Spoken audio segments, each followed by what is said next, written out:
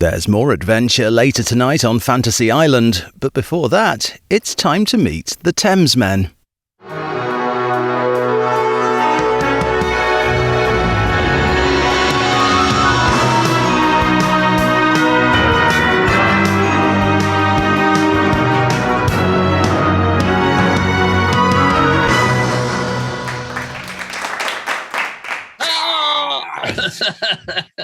God almighty, what you guys didn't see, we just couldn't even get down to one from a 3-2-1 count. We got so confused. Easily done. Oh, God, we are so unprofessional. We are. Anyway, I am the unprofessional George, and I am in Los Angeles. I am totally the unprofessional Alex, and I'm in San Francisco, and you have reached the very unprofessional Thamesmen. Probably got here by accident.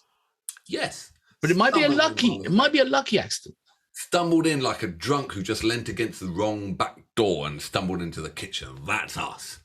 like the Argyle pub in Henley-on-Thames. I shall never forget that night. I shall never forget that. And a very quick story. We were there in the Argyle pub in Henley-upon-Thames, and we were pretty K-Lard before we actually got into the pub. And my friend here, George, leant against the wall right next to the fire exit, and he just went straight out the door. Anyway, you have reached us in the middle of Aussie Week 3. Yeah, the third instalment of Australia. Who thought we'd even do 1 week? I know. We love you guys, and we're actually doing a third week, but this is it. No, it's not. You never know. You never know. I mean, Alex the other day actually said he might do a Midnight Oil track, so I'm going to hold you to that. Yeah, we did a Midnight Oil track, and it wasn't so bad. It's brilliant. The guy does dance like he's got a drumstick up his ass. Well, yeah. Someone said he's got bare feet and there's Lego on the stage. But yeah, that as well, But either one, take your pick. Probably Lego. But I actually quite enjoyed it. So yeah, I'd give it another whirl. Okay. All right. Well, I don't think we're doing any Midnight Island this week because we've got a full lineup of some really interesting tracks. Don't give it away, George. It could have been. Oh. We know what's coming up. They don't know what's coming up. Well, maybe we'll add an extra day at the end. Maybe. Who knows? Ooh, that's yeah. All right. Well, if you could pick one, if we get time. No. Oh, now we're blowing it. Now everyone knows what's coming up. Maybe we won't. Now I'm confused. I don't know what we're doing anymore. What are we doing today? Well, we rely on someone who knows a lot more than we do, Chris. Yeah. And so this is actually something which I think is actually a very, very good idea. And so it is Yothu Yindi from 1991 with a song called Treaty. I remember that Yothu Yindi name. They were kind of a really cool band.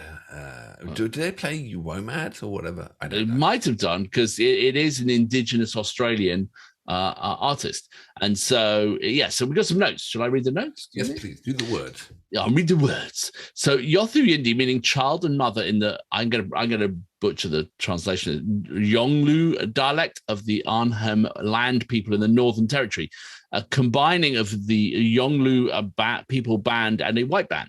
This song was co-written by band members and Paul Kelly, who we will remember from week 1. Remember him?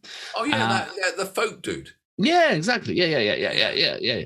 And discussed the lack of the treaty between the peoples promised by politicians years earlier. Now, there's a surprise. Politicians didn't actually live up with what they said. Try living in America. Probably it's a worldwide. There you go. It's just definition of being a politician. It's just not doing what you actually said. But anyway. Promising something, delivering nothing. Everything. And I'll take your money in the meantime. Kiss a baby and pray when children die, but do jack shit. Yeah, that's them. There you go. Anyway, so Yothu Yindi performed at the United Nations to celebrate the launch of the International Year of the World's Indigenous People. Look for a young blind keyboard player in the clip, who we will hopefully move on to in later weeks. So Chris is seeding something already, isn't he? I don't know what that's about, but okay. All right. Well, the young blind player is who's that guy? Oh, come on. It's Ray Charles. But no, in 1991. He wasn't young in 1990. He's kind of old. And then the other guy, Stevie Wonder, but he's kind of old as well. Yeah, so I think it's someone else. the child of Ray Charles. It's Stevie Charles. Stevie Charles. Yeah. Okay, well, let's look out for Stevie Charles. Ray Wonder. That's hard to say. Ray Wonder. Dear, oh dear. So who knows what the hell's going on in this? But so this is, I think it's going to be interesting. Yeah, no, absolutely. Okay, let's go check it out. Yeah. Okay, let's do this. You did well on the words. You did well. I couldn't have read those. Right. Yeah. Headies are on. Headies are on. I better line it up. Yes, I'm lined up. I really want to see Ray Wonder now. Ray Wonder. Okay. Are you ready? Stevie Charles. Here we go. 3, 2, 1, go.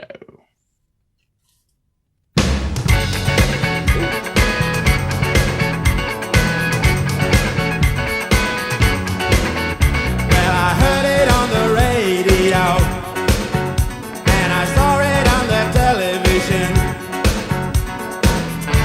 Back in 1988, all those talking politicians. Words are easy, words are cheap, much cheaper than our priceless land. But promises can disappear, just like writing in the sand. Treaty, yeah, treaty now, treaty, yeah, treaty now.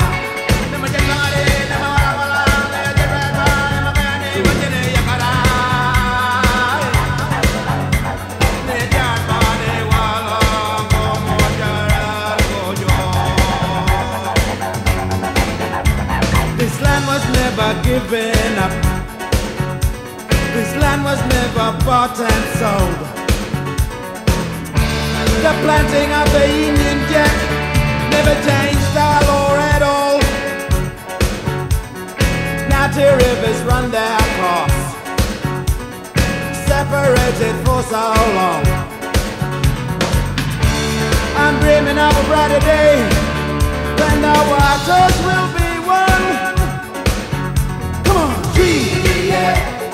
Treaty now, treaty, yeah, treaty now, treaty, yeah, treaty now, treaty, yeah, treaty now.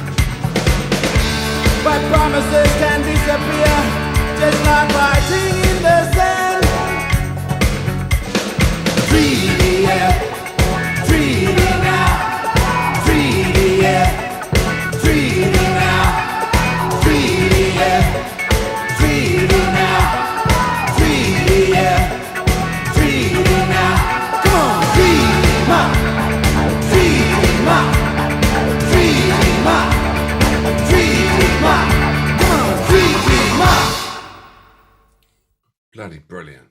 Bloody brilliant. That was great. That was absolutely epic. And an appropriate use of didgeridoo. You know? Obviously, I've got no cultural understanding, excuse my ignorance, of how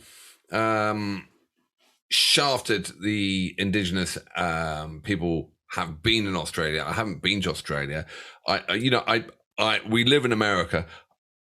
and I have a great understanding, and I've read books on how the Native Americans have been completely shafted again and again and again and again on the treaties. So it's great to see that, there's a voice, an indigenous voice in the pop culture talking about something that must run so deep. Yeah. Absolutely fucking brilliant. Yeah, no, great. Like, really great track. Accessible, but authentic, and a great tune with a great message. And I could see where, like, we mentioned Midnight Oil. They have a similar sensibility, but this was way more authentic in some regards. But they came from the same place, and the sort of the fight for the land and the fight for the peoples and the rights and things like that. And so it was a great track. And then, so George and I, we both come from, we've mentioned it before, we've been involved with WOMAD, World of Music and Dance, on various levels, from, from us being down there playing to, hanging around. And so really seeing crossover culture happen again and again in music. We've been there, we've seen that, we've been to the festival. We love it. We absolutely love it. So to hear the indigenous Australian mixing with the pop culture, I love it. It's right in my wheelhouse. And I think that's I think that's why WOMAD was always so good, was because you may not be from that culture, but we can all appreciate great music. We can all appreciate great rhythms and great sounds. That's a kind of like an underlying rhythm to humanity, and it's you don't have to speak the same language even, and you can still appreciate great music. And I think that's what's so clever about some of these things is using music to get a message cannot be beat. As soon as that singer started, as soon as I heard his voice, as soon as I saw him, it came flooding back. His image of Yothu Yindi, I remember him. Yeah, I remember him. I remember his voice. He's got such a great voice. He has a brilliant voice, doesn't he? Brilliant voice. Band, superb as well. Yeah. And I love that. I love the culture crossover, and it just really works. But as soon as I saw him, it kind of 1980 came flooding back to me. It was great. I remember their logo. I hope they're still going now. Right, yeah. It'd be interesting to find out where it is. And who was the keyboard player? That wasn't Stevie Charles, was it? Ray Wonder. Ray Wonder. Oh, sorry. Okay, it wasn't. No. It wasn't. It was an indigenous Australian Ray Wonder. Yeah. So I wonder what that name would be. Yeah, right. No idea. Actually, I'm not going to even attempt it. I'm culturally ignorant here in San Francisco. Yeah. That absolutely top drawer track. Absolutely loved it. Freaking 11 out of 10. I loved it. That's going on my playlist straight off. Yeah, that was great. There was a great rhythm, great everything. We're back to that. That was a total banger. Absolutely banger, wasn't it? Mm-hmm. All right. Thank you, Australia. You just coming out top drawer surprises all the time. It's a constant surprise how many good things we keep coming across. And after Foster's beer. Yeah. You had a lot of making up to do at that point, really, didn't you? Well, after Foster's beer, I didn't think anything good was coming out of Australia. You had to drink it really cold for it to be any good. But you have to drink a lot of it really cold as well. I tell you the thing, I keep looking around for it in my local liquor store, but I never get across is the other thing that they loved was, and I wonder if it's still a thing, Bundaberg rum. You'd have Bundy and Coke, and that was like the like you have Jack and Coke here. It was Bundy and Coke in Australia, and I would love to get myself a bottle of Bundaberg rum again because it was great. Really. There you go. Emails down the bottom. Ship it over. Crate of Bundaberg. Yeah, 2, and we'll do a track for you. After trying it. Whilst drinking. Yeah, okay. That's a deal. Yeah. All right. Thank you very much. Look forward to tomorrow. Bring it on. More Australian music. You guys absolutely rock. Let's see what you got tomorrow. Oh, fantastic. See ya.